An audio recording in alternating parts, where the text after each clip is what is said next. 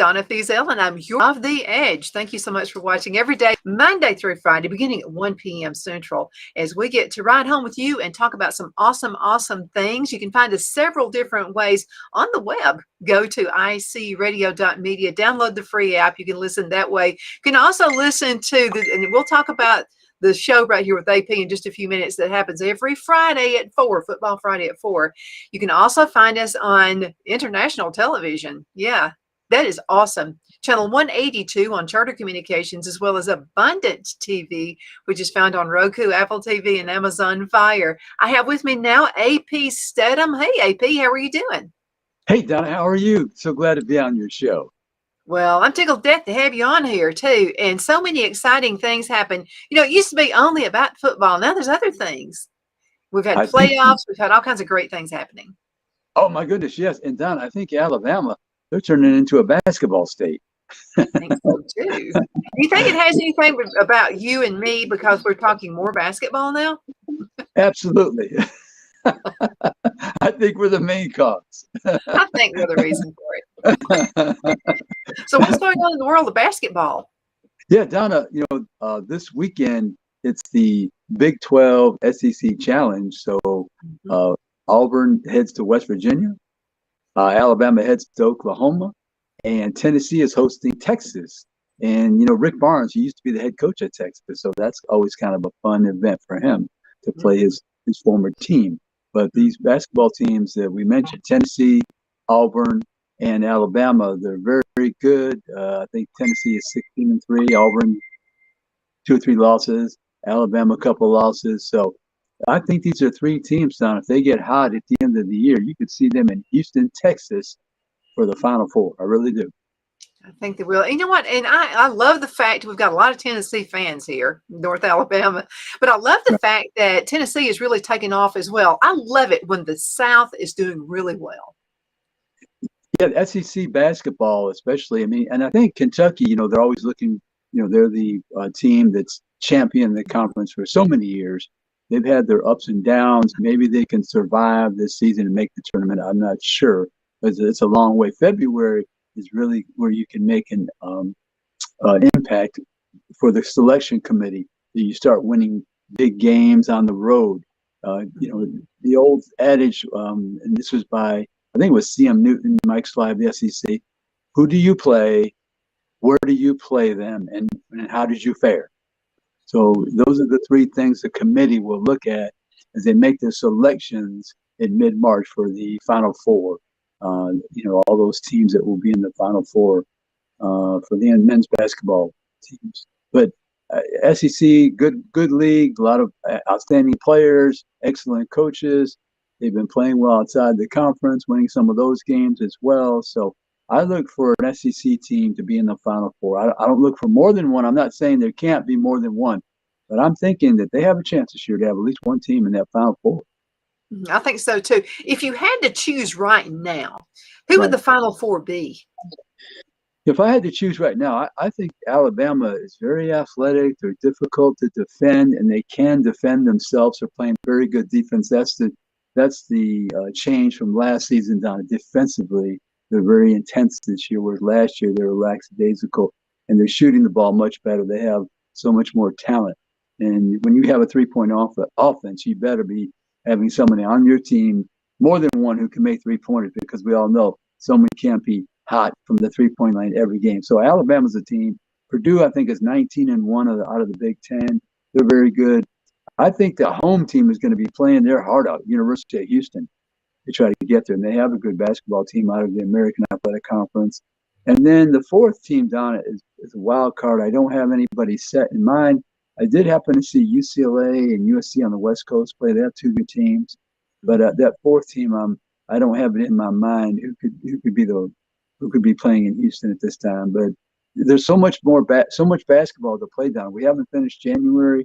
We're going into February. That's a huge month in the game of basketball, the sport of basketball. So, but it'll be fun. I'm looking forward to covering the event in Houston, Texas. Yeah, I'm looking forward to all of this. It's so much fun. And I love basketball. And there was a time I didn't. I just really wasn't into it. But I am now, thanks to you. But there's so much to know about the style of the coach. And who are some coaches you're looking at right now who you think are really just going to blow it out? Yeah, well, Nate Oates is really building quite a program at Alabama. He Mhm. came down from the University of Buffalo. He had no really prior experience in the Southeast at all.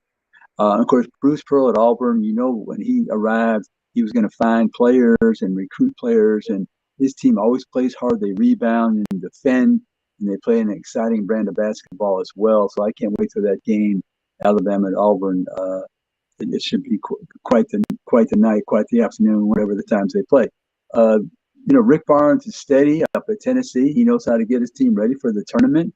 He's pretty knowledgeable. He's been through all types of situations. Of course, John Calipari of Kentucky is the highest paid coach. I think he makes in the $10, $11 million range. So Oh, wow. he's been having some pressure on him because the teams have not fared as well the last couple of years. Um, Musselman at Arkansas, he's a good young coach. They're struggling right now. I think they're 1-5 in the SEC, but I like him. He's somebody that was a good hire for the Razorbacks. Um, I'm trying to think of the other one Mike White went from no, this is unusual. I think we spoke about this. Mike White was the coach of University of Florida. He jumped to University of Georgia, which is different because Florida has won a couple of titles in basketball in Georgia, although they've been to the Final Four. They've never won a title in basketball. So I'm not sure that reason why he did, but he's a young coach, been at it a little while. So, and then, around the country, you have, like I say, Mick Cronin at UCLA, good coach. Painter at Purdue, he's a good coach.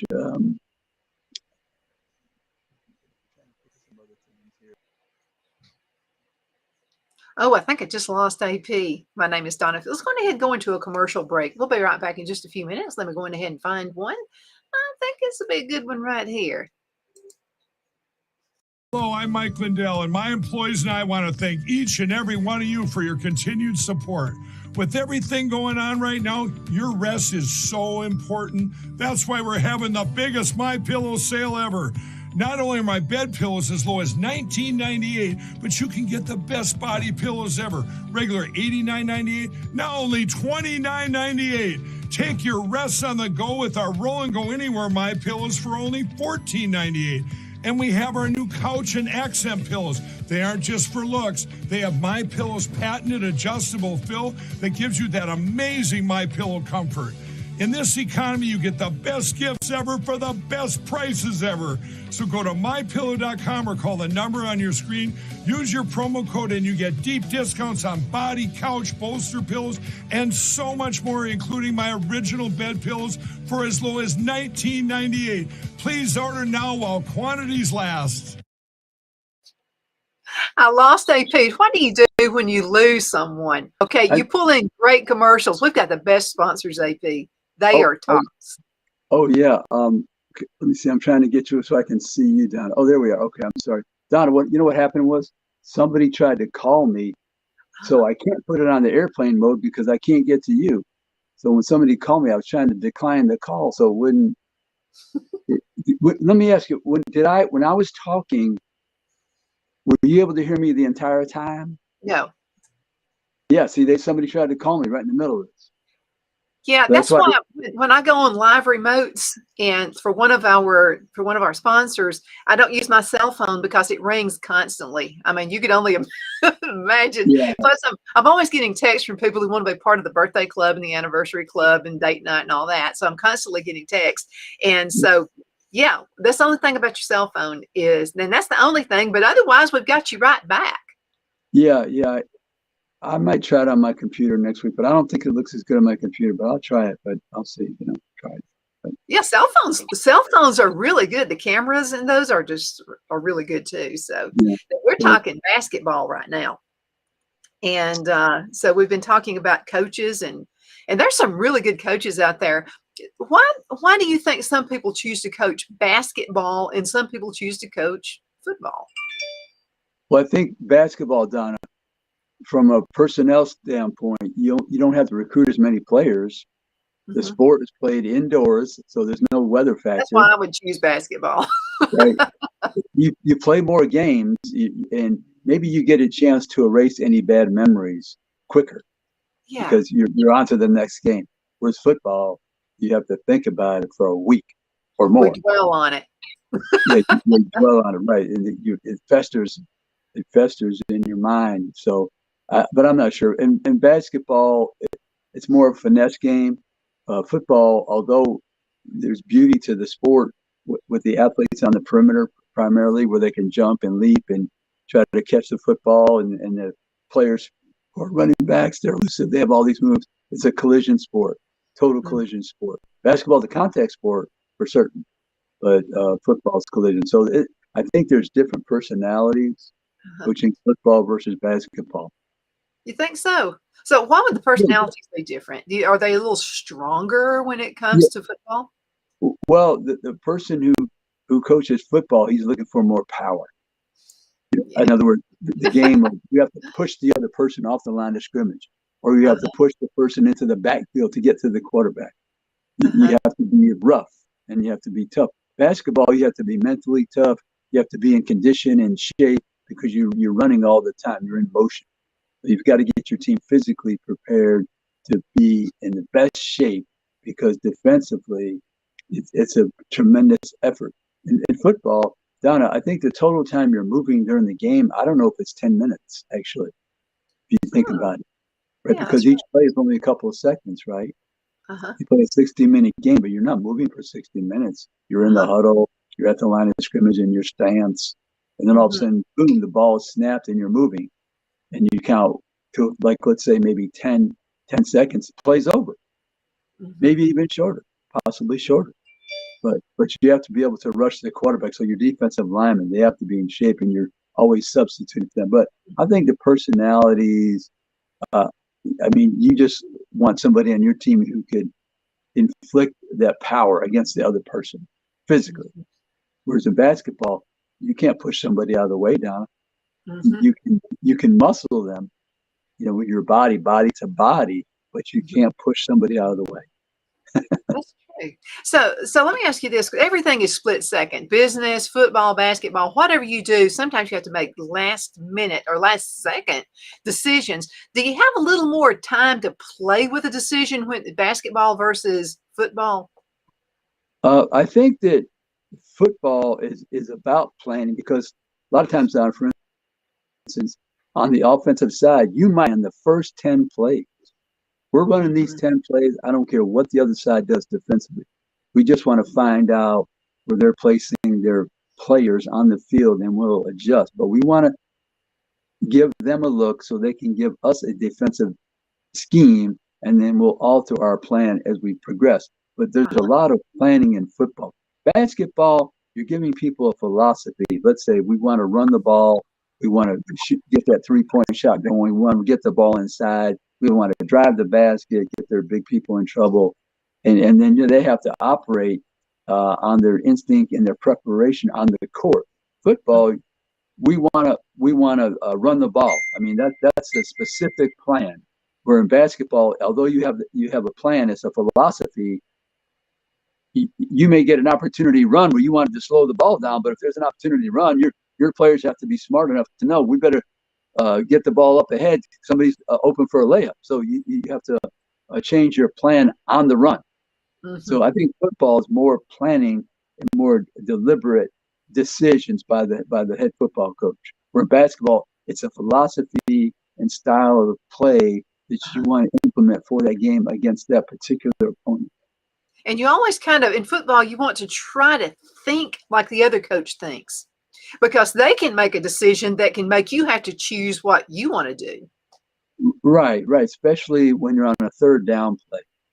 Now, will they blitz my quarterback if it's 3rd and 7? Will they blitz 80% of the time, 60% of the time? If that's the case, how will I counter that defensive scheme, that pressure? And on the other side, defensively, you're thinking, okay, it's 3rd and 7. Will this offensive coordinator for the other team, this head coach, will they try to throw the ball deep, or are they going to try to throw it underneath for 6 or 7 yards, make that first down? So we have to prepare accordingly we're like you say, we're trying to give our best guess based on the information that we've reviewed over the course of the season and his history as a coach. And I equate it to almost coaching almost as being in real estate. And the reason I'm saying that, I have a really good friend who has been in real estate since the 80s, probably the 70s. And she knows how to ride the economy. She knows how to do it exactly. So she was in a good economy. She's selling these $500,000, $1 million houses, what have you. But she's real quick to turn when we have a bad economy. She starts selling those $100,000 houses. She does it blink an eye. I mean, No, she just goes from one hat to the next, and coaching is the same way. right. Yeah, she's prepared. And you have to, I believe that the excellent coaches, they're able to, as their talent, and fit them in a system, not a specific system. They can fit them in a system that works well for their abilities. So you have to, maybe you have a plan, you have a philosophy as a football coach, basketball coach, but if you had not been able to recruit the proper talent for that system, then you have to alter your plans. You have to have the flexibility, versatility, and the knowledge that this is not going to work unless I change. Mm-hmm. True. Let's go ahead and cut into a commercial break. We're going to be right back in just a couple of minutes.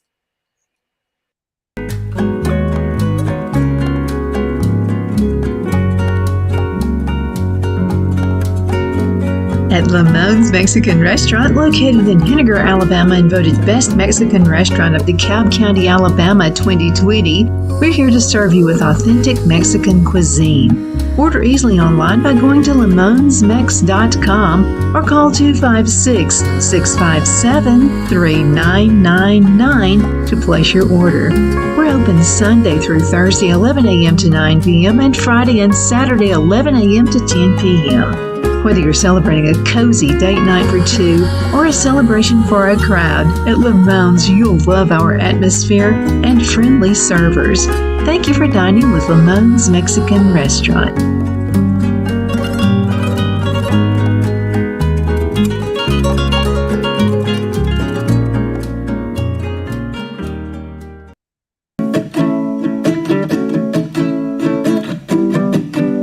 Twin City Used Car Sales has been serving drivers in the Northeast Alabama area for years with a quality selection of late model used cars, SUVs, and pickup trucks. On top of our extensive selection and competitive prices, we offer professional auto financing services for used car buyers of all credit levels. Whether you've just begun your search or you're ready to secure your next vehicle, at Twin City Used Car Sales, you will drive away with the vehicle of your dreams. The sales and finance staff at Twin City Used Car Sales look forward to serving you. And you can apply for financing online before your visit to our used dealership in Fort Payne and Gadsden, Alabama. Check us out on the web at twincityusedcars.com or go by the locations in Fort Payne and Gadsden. We sincerely look forward to serving you.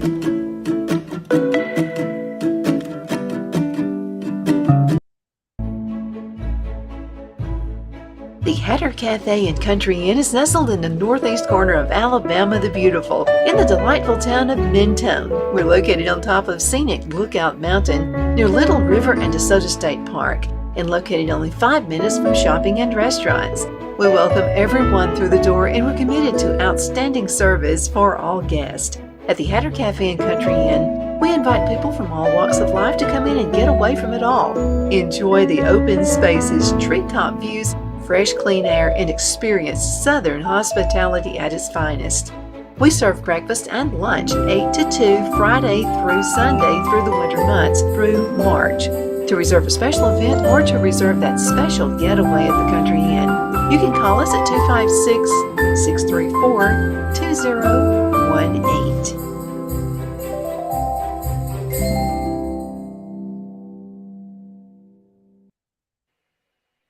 We are back. My name is Donna Fiesel, and I'm your host of The Edge. Thank you again so much for watching. Every day beginning at 1 p.m. Central Time, we welcome everyone all across the United States to watch us. AP, we have folks from other states who are actually thinking about moving to Geraldine, Alabama. Can you believe that? That is hard to believe, but because of you like the Pied Piper. Well, actually, I think it's our mayor. He's just an awesome guy. His name is Chuck Abels, and he's very pro-business. And also Albertville, which is the next little town over. Well, they're turning into a pretty big town. They're growing as well. So, wow, it's pretty exciting what's happening to North Alabama. And we equate it to having great guests like AP Steadham. And AP, before we get started, let's talk about the other show, AP and Kelly as we see it.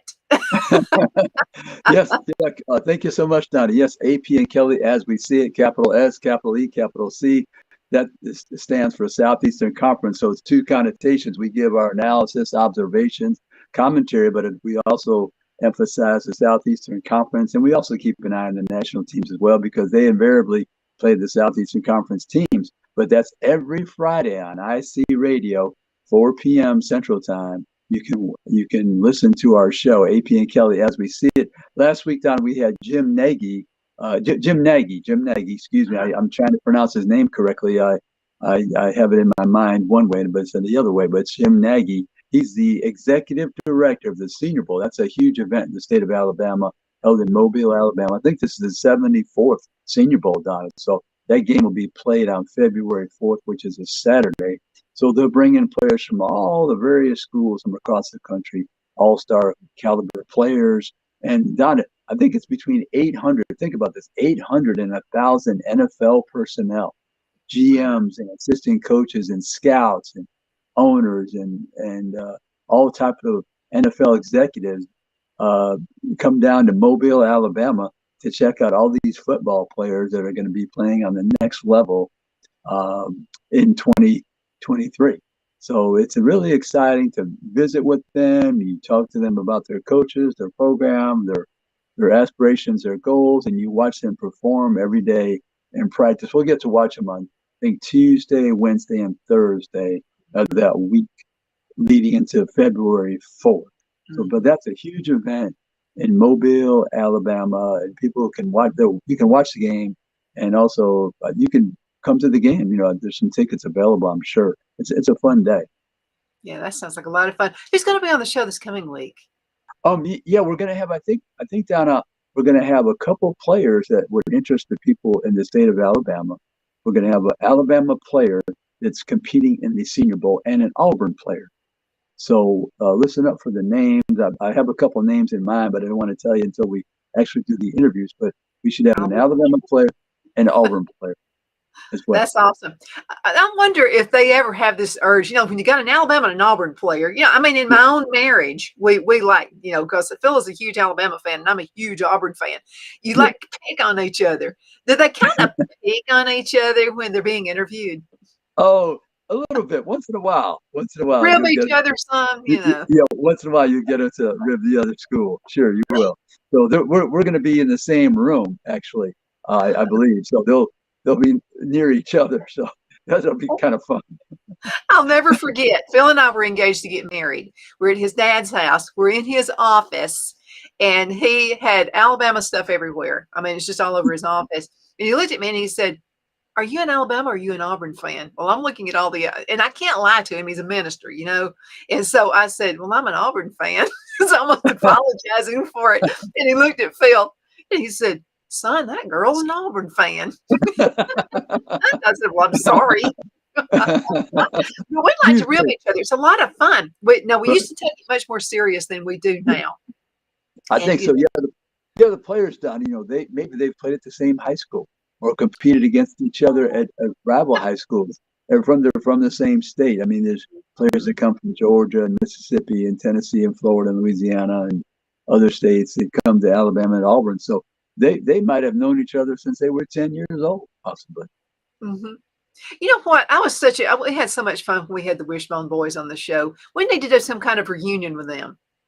Yeah, we might have to do that, Don. They really enjoyed it. All the former players, they love to come on your show and discuss their days playing for Coach Bryan and the Wishbone offense. They really enjoyed it. Yeah, we really thank you for having them.